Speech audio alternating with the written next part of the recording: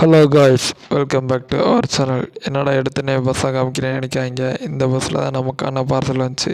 இது வந்து மதுரை போடி டு மதுரை போகிற பஸ்ஸு. இந்த பஸ்ஸில் நம்ம ஒரு பேர் ஆர்டர் பண்ணி தான் வந்துருந்துச்சு. அதில் என்னென்னா சின்ன செருப்பு பாக்ஸில் போட்டு தந்திருக்காங்க. அதுலேயுமே அந்தளவுக்கு ஹோல்ஸ் போடாமல் விட்டாங்க. எனக்கு வேறு பயமாக போச்சு.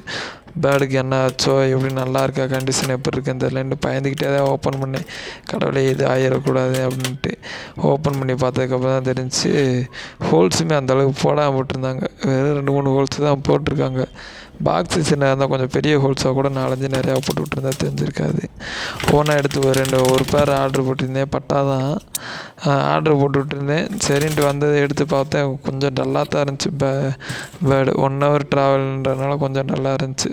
இது இப்போ ரொம்ப பெரிய லாங் டைம் ட்ராவல்னால் ரொம்ப டல்லாக இருந்திருக்கான். 1 ஹவர்ன்றதுனால சரியாக இருந்துச்சு. இருந்தாலும் டல்லாக தான் இருந்துச்சு.